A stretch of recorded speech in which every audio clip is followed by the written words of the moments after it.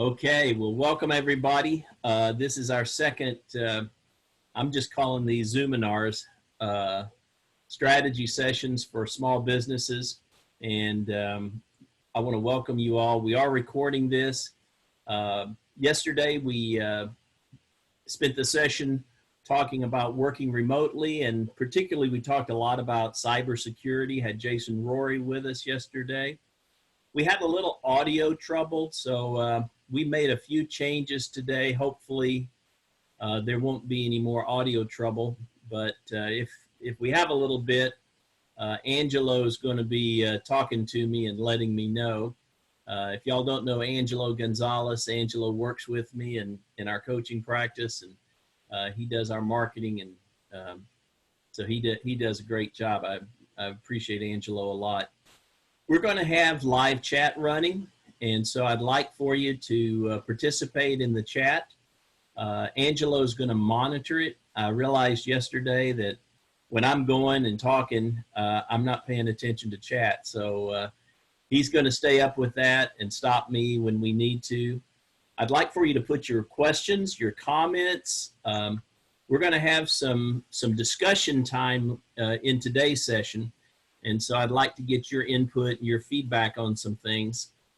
So please use the chat, and I would appreciate that.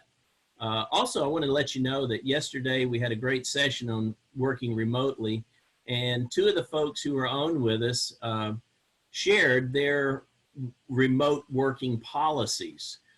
John Headley's with us today. He's on now, and John with 10 Atoms up in Evansville, Indiana. They actually started working last year to help their employees who needed some flexibility. And so they created last year a flex work policy or a remote work policy. And John shared that with me. And if any of you would like to have it, just email me and say, I want the policies. I'll send you the one John shared with us. And then also Kelly Hall, the president at the Longview Chamber of Commerce, they have one as well, and Kelly shared hers with me. So I'll send both of those if y'all need it or want a remote working policy for your staff. So just feel free to email me, say I want the policies, and I'll send those right out to you. Today's topic, we're going to be talking about business continuity planning in an emergency. And I'm going to share my screen with you. Yesterday, when I shared the screen is when we had a little audio trouble. So we'll see how it works today. Like I said, we made some changes, so hopefully the audio will work better. But we're going to talk about how to plan in an emergency or in a crisis. Most of the time when companies do business continuity planning, it's when things are normal, but they're anticipating potential problems. And so they create business continuity plans to be ready and be prepared.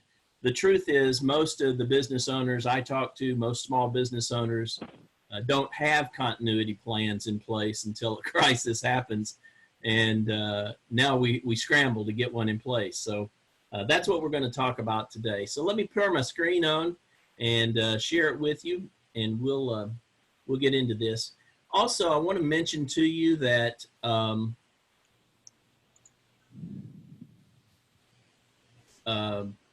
I am discovering right now my screen's not showing the way I want it to.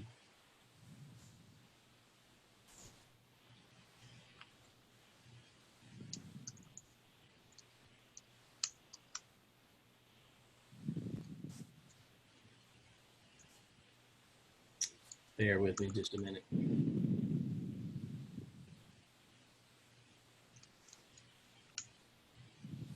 There we go. All right. So, by the way, these notes too, I'm going to make available to you. If you want a copy of them, email me afterwards and say, send me the notes, and I'll send these to you as well. So you'll have these in a PDF. But what is a business continuity plan? Basically, it's an outline of procedures to prevent damage, maintain productivity, and recover in the event of a national emergency or a national disaster. most small businesses, as I said, don't typically have these. They should, but you know, a lot of times we're just busy. We don't get around to it. But the whole purpose of a business continuity plan is to manage a crisis. And when you find yourself in a crisis, like many of us are right now, you just need to hustle and get it done. So what I'm going to share with you today, you can actually put into practice today and get right on it and get you a plan for moving forward. The business continuity plan, it gives you some peace of mind. The reason you have it is so you don't panic in an emergency. You've got at least an initial plan or initial idea of what your actions are going to be. But what if you don't have one? When a crisis happens, you do two things. You get one together as fast as you can, and you want to also seek the counsel and support of peers and advisors. And that's one of the reasons why I'm doing this strategy session today, so you can get more input and have some people share with you. So we're going to create one today. There are 6 top threats that businesses face. Of course, the one we're dealing with is a global pandemic, and that's something I don't know if we've ever faced before here, at least not in my lifetime. But this is kind of new in that regard. You might also need one in the case of a natural disaster. Here in Houston, we deal with hurricanes and floods and things like that. Sometimes there are man-made disasters. There's an accident on the job site or in the company, and you got a huge issue that shuts down your business. And the common theme about all these is they're things that basically shut down your business for a period of time. And so you want to minimize the impact and the damage of that. Could be a utility failure, could be an internal sabotage. Actually, about 17 years ago, I had an arsonist throw a bomb through the window in my office and bomb my office. He wasn't trying to attack me. He was trying to attack an attorney that was on the office above me. So, but I don't think it affected the attorney's office, but it sure messed up my office. So sometimes it can be sabotage. Sometimes it can be cyber attacks like Jason shared with us yesterday. But today we're dealing with a global pandemic, and nearly 50,000 cases reported, I believe, as of today in the U.S. And the statistics continue to go up. They're doubling about every 2 days or 2.5 days. Now, some of that's due to the fact that there's more testing going on, so we're discovering more cases. But that's what we're dealing with, and that's expected to continue to rise. There are about 1% of the cases end in death. Those are mostly older people or people who have compromised immune systems or who are at high risk. So if you think about it, at the rate it's going and at the death rate, in 30 days, the entire state of Texas, 30 million people, will have either contracted or be exposed to COVID. And out of that number, if 30 million actually contracted it, that would result in about 300,000 deaths. So the consequences of this are severe, and that's why the president has declared a national emergency. What he's trying to do, as y'all probably know, is he's just trying to slow down the spread, because about 15% of the people who contract the disease have to be hospitalized. And so that ends up being about 1.5 million people just in the state of Texas. And we don't have enough medical beds and units for that many people all at once. So he's trying to manage all this. And I appreciate all that the president's doing with regards to the pandemic. But the one thing that he's done is he's basically brought the country to a halt. And in some states, the governors have actually declared a shutdown. And here in Houston, Harris County, I think, goes on a shutdown. Y'all can correct me, but I think it's either tomorrow or tomorrow night. So that's going to be happening here in our area. John's up in Indiana. I think they go on a shutdown tomorrow as a state. So these are the reasons we're doing this. So let's talk about this plan. How do we create a plan in an emergency situation? And by the way, I want to remind you to be sending your chat questions and comments through chat. And Angelo is going to stop me every once in a while and share with me what you're saying, what questions you're asking. So please use the chat feature and give me some feedback as we go through this. So in creating a plan in an emergency situation, the one main thing you want to realize is that the plan has to be fluid. It's not like other plans that you might create and then sit on the shelf for months or years even. This is a plan that you're actually looking at day to day to day. And it's fluid, and it's an immediate action plan showing some contingency, showing some scenarios based on the outcomes you expect.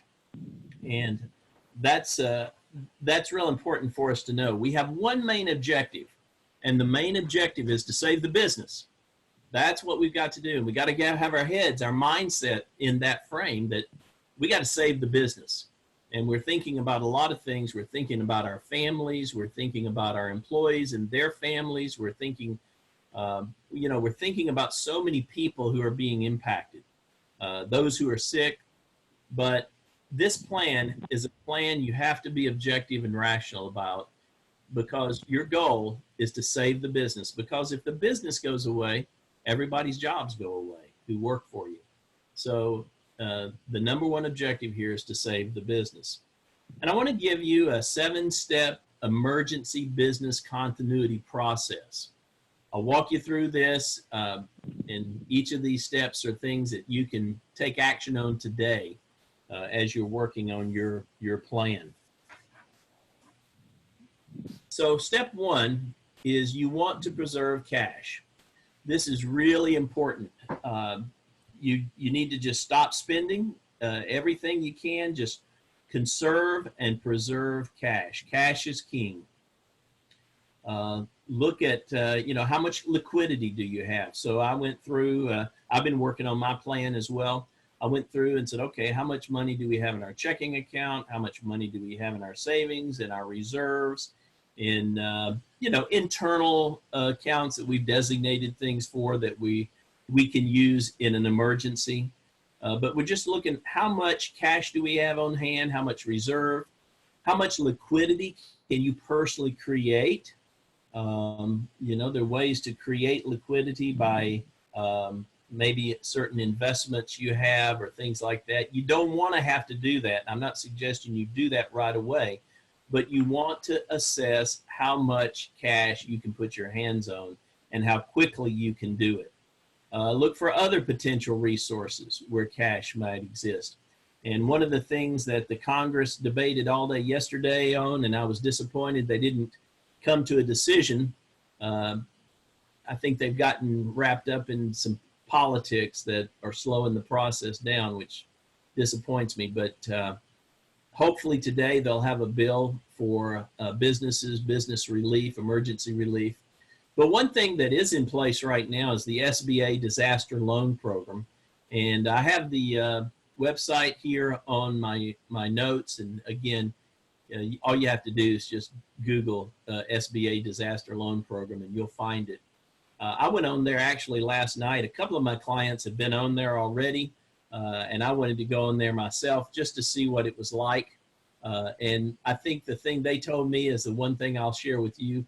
It's slow. The website is slow. Heavy usage time is between 7 a.m. and 7 p.m. Although I was on about 9 p.m. last night and it was still slow. So if you're going to fill out the form and start the process, just plan to be sitting in front of your computer for a while because it's a little slow.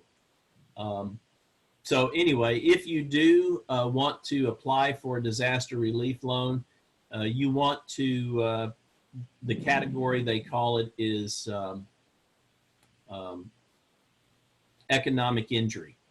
And so this is considered an economic injury for a small business. And these are the things you'll need to have ready when you get on there to fill out the application. Your ID number, date of establishment, years, addresses, personal information.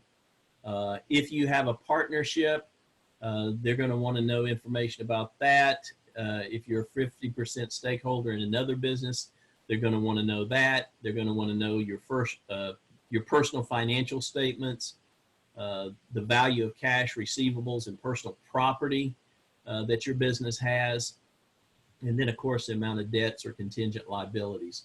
So these are things that you will want to have kind of on hand, so you don't have to get on there and then, oh, I got to stop and go look all this stuff up. So I'm going to pause here, and I'd like to see, Angelo, do we have some comments, or does anybody have any questions? Type them in the chat box, and we'll just pause here, because this first step, preserving cash, is just critical. It's absolutely critical. Hey, Glenn, yes, Dale Roth asks, do you know any rates that they were offering, I guess, for the loans?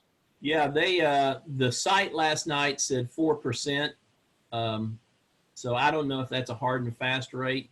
They do promise that they're low interest rates. I was hoping they might be lower than that, but that's what I saw last night. Carrie from Fort Bend Chamber is on, and she said the SBA is giving 4 daily webinars for businesses in English and in Spanish. So you can go to the Fort Bend Chamber Facebook page. She said she posted those as well. Oh, perfect. Thank you, Carrie, for doing that. Yeah, go to the Fort Bend Chamber of Commerce Facebook page, and you'll get those links to those webinars. Those are excellent resources. King mentions that he put down it's 3.75 for for-profits and 2.75% for nonprofits. Oh, excellent. That's more what I was hoping for. So thank you, King, for that information.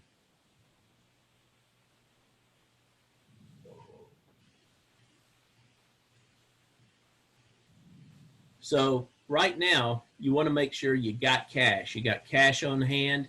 You got cash in case you need it. You got cash that you can tap into. So cash is king right now. Preserve it, conserve it, limit your spending. Just really control your cash right now. That's step one.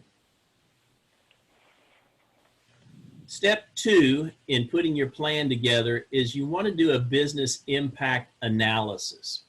And what you're doing here is you want to assess the potential impact on each aspect of your business. Think about, what might I lose and what might I leverage? You're going to see some things here that, oh, you know, I could leverage this. I hadn't thought about it before. So there are 10 things I want you to assess or analyze in this business impact analysis. And the first is your core business operation. In light of what's going on, can you continue to operate? Sometimes a disaster will take out certain resources, and you'll want to do manual workarounds, but you want to say, can I operate? Is there any way I can operate? And right now with my business, I do most of my work face-to-face with people, but I'm still operating using Zoom and technology. So maybe you can do that. I know some of you are already doing that. So first assess, can we operate? And if so, what do we have to operate? Maybe though, this crisis actually just shuts you down. So my daughter works in the restaurant industry, for example, and the restaurants in some counties, like up in Dallas County, Dallas has gone on a lockdown, so the restaurants can't even do carry out in their area, as I understand it. Right now in our area, most of the restaurants are promoting carry out and delivery even. And if you can, I'd say support the local restaurants. Use them because this is a hard time for them. But there are other businesses that this whole impact could just shut your whole operation down. So that's your first step. The second step in your business impact analysis is look at your current commitments and obligations. Do you have leases? Do you have other things that you're committed to that you've got to sustain and need to sustain through this time of downturn? So make a list of those, assess those so you got a good handle on what your commitments are. And I would encourage you, even if you've got, well, I'll get into this in just a minute, but just right now, assess your commitments. Number three, assess your current technology. This crisis we're dealing with right now has brought about a dependence on technology like we've never had before. So do you have is your technology solid? Is it in place? Is it still functional? Do you have an IT provider? Jason did a great job yesterday talking about that. And the recording, by the way, of yesterday's session is on my website and our blog. It's also on our YouTube channel, so y'all are welcome to access that or share that with others. But the third thing is assess your current technology. What do we have? What do we need? I realized last night I need to up my speed on my home internet. So I took care of that last night. So where are you with current technology and how's this impacting that? The fourth thing, of course, is usually the first thing we think about, and that's our people, our staff. What's going to happen with them? Are you going to be able to keep them employed? Hopefully, the Congress will pass a bill today that will provide funding to help businesses keep their people employed. At least that's been one of the things they've talked a lot about. So if you can, I'd say number one is do your very best to keep your people employed, keep them on with you. If it's obvious you just can't do that, there's not work for them to do, or economically, financially, it's not possible, you might want to consider a furlough. And tomorrow, Mike Dobert's going to be with us on the webinar to talk about furloughs and how that's different than a layoff. You can furlough them and they can still receive unemployment. I think that will amount to about 60% of their income. But help your staff every way you can. And maybe if, like my daughter who's in the restaurant industry, they had to lay off a lot of people or furlough a lot of people.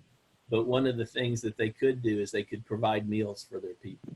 So they're continuing to do that. And you want to do things, everything you can to help your staff and your people, take care of them. And most teams I see really pull together in a time of crisis. The fifth thing you want to assess are your customers. Talk to your customers. Be talking to them. If you haven't reached out to your key customers or top customers or all your customers if possible, do it. Communicate with them. Let them know you're alive. Let them know that you're paying attention to what's going on and you're here to take care of them and help them. And even if there's nothing they can purchase from you right now, at least stay in touch and make sure the communication's good there.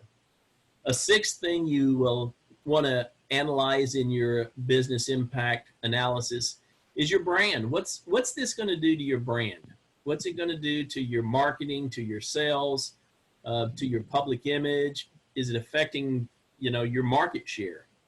And so that might sound a little selfish or self-serving, but the truth is your number one objective right now is to save your business. And you want to save your credibility, save your brand, be honest with people. We're all going through a difficult time. So, address that. Think about it. Where are we? What do we need? How's this affecting that? What can we do? The seventh thing is inventory. If you have inventory you can liquidate, I would recommend you do it because cash is more important than inventory right now. And how quickly can you liquidate? So inventory is something you want to assess. Now, depending on your business, that's a judgment call because hopefully we're going to see this thing pick up real soon. And if you don't have any inventory, you may not have be able to deliver. So use your judgment on that, but just realize right now cash is king. Number 8 is vendors. Check in with them, communicate with them, let them know what you're doing, how you're doing, ask them how they're doing, but just stay in contact with them. Number 9, any creditors or stakeholders. If you have a line of credit with your bank, be talking to your banker. I tell business owners all the time, even if you don't operate with credit, have a line of credit for an emergency, just for a cash flow emergency. And I was talking to one banker earlier yesterday actually, and he was telling me that some of the customers he's had that he encouraged them, they never wanted a line of credit until now. And of course, now it's going to take a couple of weeks to get that all set up, but they may need cash faster than that. So be in touch with your banker, be in touch with your creditors, Any stakeholders, be communicating with them. Give them projection models, scenarios. We're going to talk about how to do scenarios in a minute. And then the last thing is, what important resources do you have that you might be able to leverage? You got relationships, you got information, you got experience, you got strengths and talents. There are other resources. You know, write those things down. And so what I'm talking about here is actually writing these things down. So you got a picture and you can see all your resources you've got to deal with and all the things that you need to be thinking about. So I'm going to stop there. And Angelo, maybe there's some questions or comments on these 10 aspects of business impact analysis. Nothing yet is coming in. Okay. Make sure and put your questions about any of those in the comments if you have any. All right.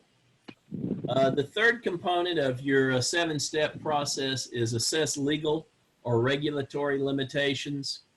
There may be potential fines or legal issues, particularly if you've got labor contracts or things like that. So before you do anything else, make sure you're just conscious of any kind of legal or regulatory limitations. And then number 4, you want to start creating some scenarios. And there's a great book. You may not be able to get it right now on Amazon, but it's a book that I've used for years called The Art of the Long View. It's about how to create scenarios. It's a scenario planning. It came out a long time ago, early 90s, so it's an old book. Some of the illustrations in it are old, but the content is still very relevant. And this book is actually still used in a lot of graduate schools to train business students on how to do scenario planning because it's so easy to follow and easy to read. There are 3 things you want to think about. First off, identify the driving forces that will affect your future. And here I'd like for us to pause a moment, and I'd like for you to think about this, and I'd like for you to write down some things that you think might be driving forces right now for you. And so some of the driving forces I wrote down, I'll just give you a couple because these are so obvious. One is the impact of the virus. You know, what's the impact going to be? Are we going to see 300,000 deaths in Texas over the next 30 days or 45 days? You know, what's the impact of that virus? That's a driving force. That's the main reason why the president has brought everything to a halt, because the potential, not only the potential fatalities, but I think it is 15% of the people who get it are going to need some kind of hospital care, and the hospital systems can't handle all those numbers all at once. So the impact of the virus is a driving force. Obviously, government decisions is a driving force. Many business owners I talk to are angry. I was talking to one earlier today, just angry about the situation. Why is the government imposing these restrictions on me? So those are factors that we have to take into account. What other driving forces come to your mind? I'd like for you to put them in the chat. See if we can come up with maybe a few more. I'd like to hear from you.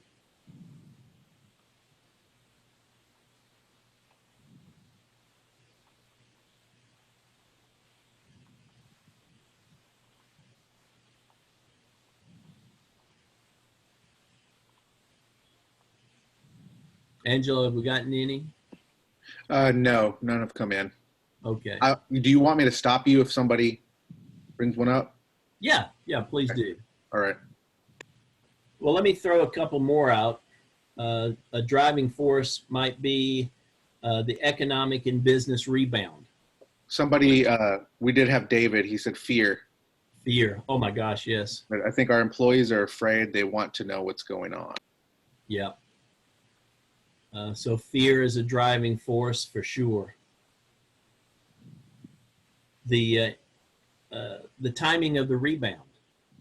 Yesterday afternoon, President Trump talked a lot about the rebound, and he's talking about, to keep everybody's hope high, that we'll get through this, and we will.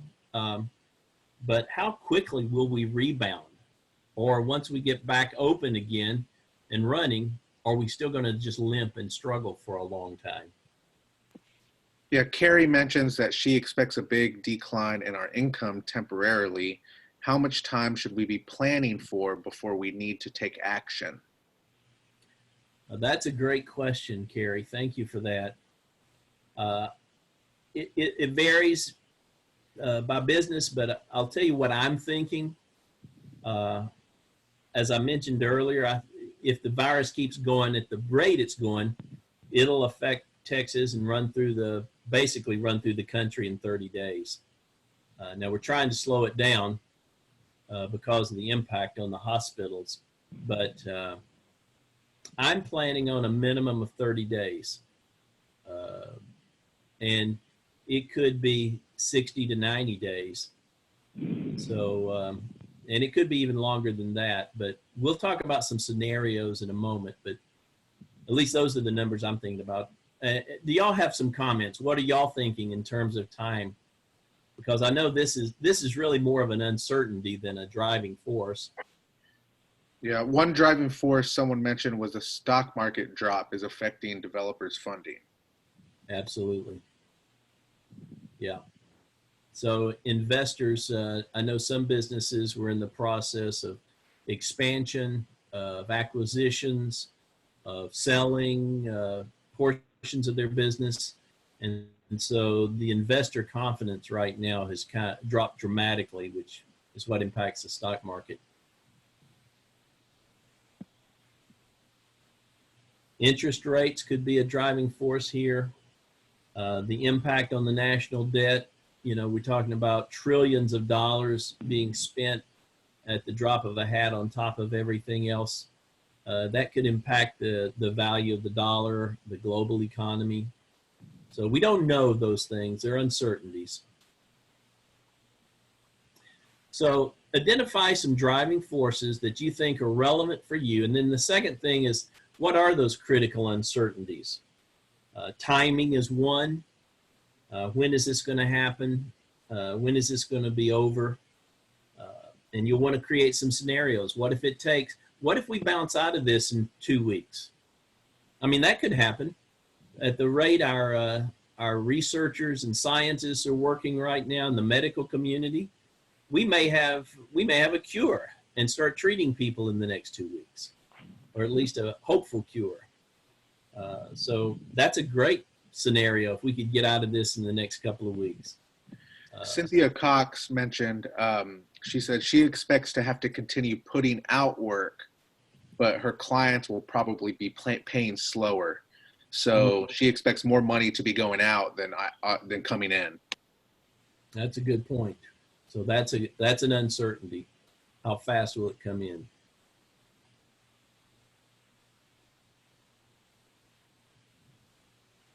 How's society going to respond? That's kind of interesting, particularly with the political tensions. We're uncertain. Is everybody going to continue to be patient? Is there going to be unrest? Is there going to be revolt? And a lot of that we'll have to see. We're uncertain what's going to happen. The third thing is, what do you think is inevitable? In other words, what do you think you know for sure? Predetermined elements, we call that. So what do you know for sure?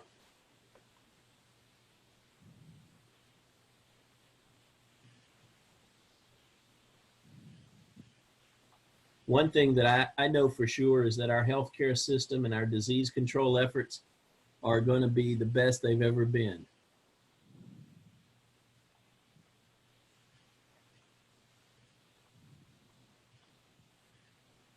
I'm pretty confident that the president's going to make decisions as best as he can in favor of business, because he's very pro-business. What are things that you feel like you can count on, or you hope you can count on right now? Carrie mentions we will be back. We just don't know when we will be stronger as a country. Absolutely, I agree. I think one of the things that's going to happen too is that businesses are going to operate with more openness to remote workers. A lot of my clients have been hesitant or resistant to letting people work from home or work with flexible schedules. I have a hunch that through this process, if they do it right, they'll discover that there's really not a lot to fear there. You can be very effective and productive working from home.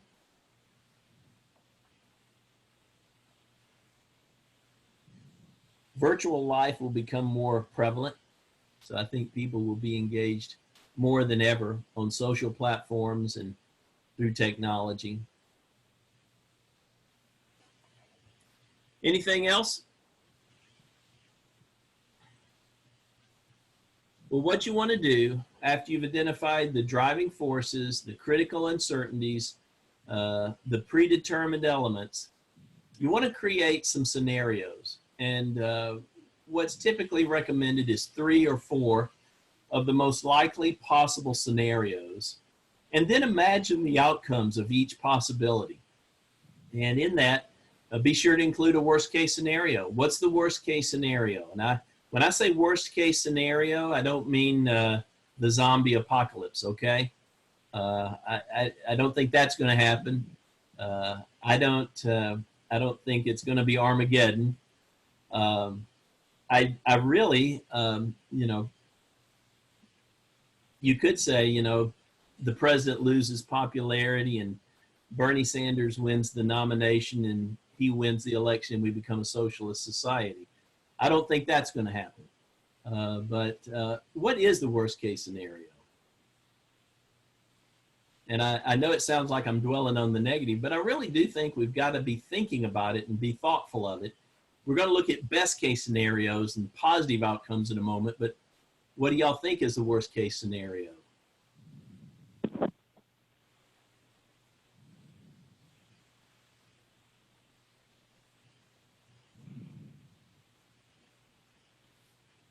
Angelo, you have anything on that one? Yeah, nothing yet, but I did say Carrie and Cynthia continue to comment just about remote working, about being worried about that, but now they're kind of being forced. And Cynthia mentioned she also thinks that people are going to value in-person contact after this a lot more as well. So, there's 2 big positives that could come. Cynthia also mentioned worst case scenario, a lot of businesses will go under and unemployment is high. Jessica said the same thing. Unemployment rate will skyrocket beyond what we've experienced even during the recession. And Carrie mentioned people die unnecessarily and a longer financial recovery. So those would be worst case scenarios that they're coming out with. Those were the things that came to my mind as well. So hopefully and prayerfully we don't lose anybody. Hopefully we can save as many lives as possible. That's our goal. I appreciated the president saying that night before last. He said the words he used. He said the objective here, the game here, is to get through this as quickly as possible with as minimal loss of life. And so that's what we're working toward. In terms of your business, obviously the worst case scenario is you could just go out of business. And that's what we're working to prevent. So short of that, the worst case scenario might be we get delayed. We lose the rest of this year in terms of profitability. Maybe we're spending the rest of this year just keeping our heads above water or trying to recover from the loss. Those are things that I think about. I could create a scenario around that. So that's one of the scenarios. A second scenario could be, hey, we're out of this in 2 weeks and we're back up and running and we're charging ahead. I think that's probably the best case scenario. And then there are a couple of scenarios in between there. We're looking maybe at 30 days or 60 days. And so in my scenario planning right now, I'm looking at 30 days, 60 days, and 90 days. That's how I'm thinking. I don't know if that's right or wrong or how accurate it'll be. Scenario planning is not about trying to predict the future. It's about having ideas and plans in place in your mind where you can act with effectiveness and efficiency as the circumstances develop. So be thinking about, create your 3 or 4 most likely scenarios and write them down. Write those things down so you got a plan of action. And then you can watch it from day to day, week to week, and adjust your actions as you need to. And then brainstorm possible actions for each scenario. What am I going to do if it's a 30-day event? What am I going to do if it's a 60-day event? What am I going to do if it's a 90-day event? And brainstorm 2 or 3 potential actions. And also in that process, think through your cash flow. How's this going to impact cash flow?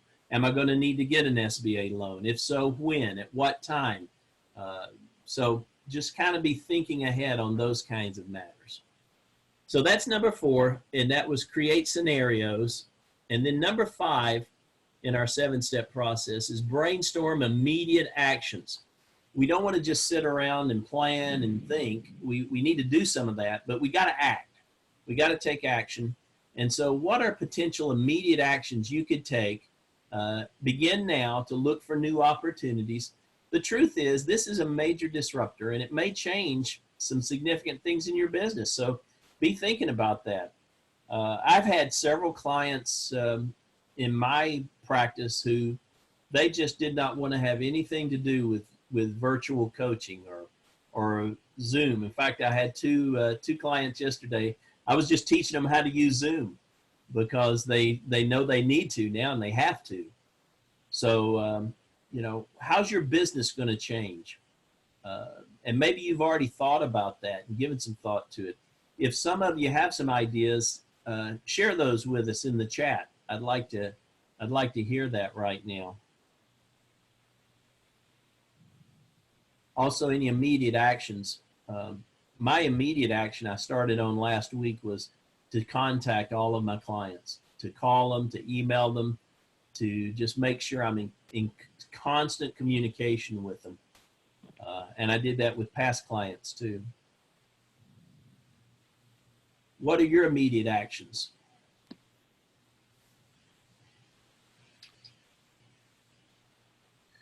Carrie has said, we've completed scripts to begin calling all 1,100 members. Wow. That's excellent.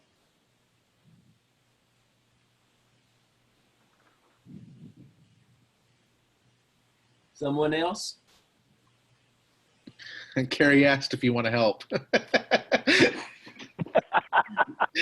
Volunteers now. I will help, Carrie. Count me. Every day, you ought to have some action. So that's my main encouragement to you today. Have at least 1 and preferably 2 or 3 actions every day as we're walking through this emergency and this disaster. And be active. Don't be idle. Don't be sitting around. Don't be watching social media 24/7 or watching the news 24/7. Get active and do stuff that you can. And, if you can't get out, get on and be in there engaging with people. One thing, so King mentioned we're creating designs for t-shirts to sell online. And David Scott mentioned we're not buying any new equipment soon, anytime soon. Lupe Garcia said we're staying abreast of legislation being passed for COVID-19 relief and translating it in layman's terms for clients.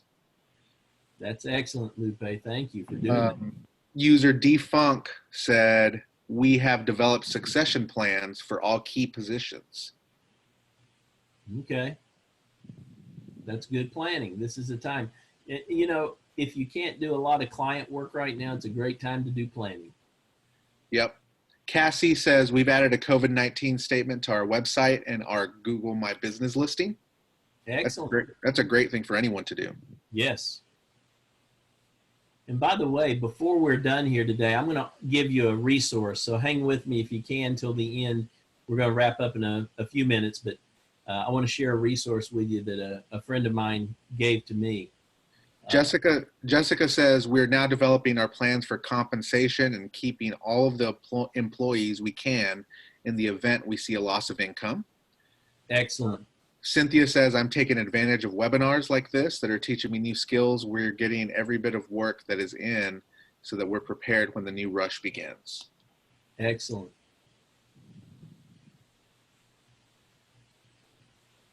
Very good. Well, number 5 is take action. Let me wrap up with the last 2 steps here. 6 is take action now, prioritize and execute daily. One of my favorite books in the last couple of years has been the book Extreme Ownership. And he has a chapter in there entitled Prioritize and Execute. And the 2 authors were Navy SEALs in Iraq who talked about what do you do when you're in a crisis situation on the battlefield. And they had a strategy, and it was simply this: relax, look around, make a call. And that's what we have to do every day. I kind of breathe deep. You know, I start my day with a prayer time and just kind of centering myself, and then breathe deep and relax, and then look around. What are the things that I can do? What are the things that I can move on? And then make a call. In other words, make a decision and take action. So that's something you want to do. And lastly, this is a great time to practice PDCA. This is something Edward Deming designed. It stands for plan, do, check, and adjust. And so as you create your scenario plan and you start taking action down a path, you might see the scenario change. So you plan, you take action and do, but you check. You check what the impact was of your action and make adjustments along the way. And the way I think of this is we're building the bridge as we walk on it. And so that's what PDCA is about. So that's what I had to share with you today. Angelo, are there any other questions or comments you want to share with us? Dr. Kami says I'm getting projects done that have been on the sidelines during this downtime. Good. Charles, he just signed in, Charles Swihart. He said, sorry, he's late. He's been calling all his clients to ask what else we could do for them. So that's a good thing as well. And Charles actually posted a video Friday night for his clients, but he put it out on LinkedIn for everybody. Just providing helpful information and encouragement and hope. So Charles, thank you for doing that. And I'd encourage y'all to use the social platforms to share best practices, share ideas, share hope, share encouragement, and stay away from too much political debate right now. Just be focused on the positive and share what you know, share what you're learning, share what you're doing. Any other final comments before I share this last resource with you? Tracy Walker recommends Deepak Chopra's 21-day abundance meditation. You can find it on YouTube. 15 minutes a day and abundance flows. It works. And then Dr. Kami says also we are doing a deep cleaning of our office since we've had so many people in our establishment. Very good. Well, let me wrap up by this sharing this resource with you. A friend of mine over in Austin, the name of their company is VCFO, and I hope you can see this. They provided a document. They provide outsourced CFO services to businesses and some other services, outsourced services. But they put this together, recommended actions to address pandemic business risks. And there are 5 components to this, starting with take care of your people. And it's really, really good. It's a simple outline. They put it on their website and they sent it to me. And so I wanted to share it with you. It's public information, but it's just some good encouragement, recommended actions. And I'd like to send this to you in a PDF. So If you'd like to have this, just email me. Say, Glenn, I want VCFO, or I want the recommended actions. I'll know what you're talking about, and I'll send it to you. Also, if you want the notes that I shared with you, I'll send those to you. And if you want anything from yesterday or the remote working policies that I mentioned at the beginning, email me and let me know that as well. So it looks like today throughout the day, we've had about 39 people on at different times. Some had to come and go. But thank you all for being with us today. I appreciate you being here. Tomorrow, we're going to do this again. We're going to be on at noon, and I'll be sending out the link for that. Mike Dobert's going to be with us tomorrow. We're going to talk about specifically staff and employee issues. And we're also going to talk about the new legislation, the emergency paid sick leave. We're going to talk about the emergency FMLA. All of this is going into effect April 2nd and will be in effect through the remainder of this calendar year. So join us again tomorrow at 12, and we'll do this again. We'll ask Mike questions about staffing. Many people have asked the question about what's the difference between a furlough and a layoff. We'll have Mike talk about that, and we'll share some more thoughts with you. And hopefully maybe the Congress will pass a bill, and if they do that today, I'll have some more information from that to share with you tomorrow. And Lupe especially, thank you for the work y'all do, and keep us all posted and informed. And I appreciate that. So that wraps it up. Angelo, any final word? No, just a lot of thank yous. And Glenn's email is in the comments if you don't have it, but it's glenn@glensmithcoaching.com if you need it. And we'll put this recording up on the website as well, on our glensmithcoaching.com website. Go to blog. Yesterday's recording's on there. This one will be on there soon. So thank you all. Y'all have a great rest of the day, and I look forward to talking with you again tomorrow.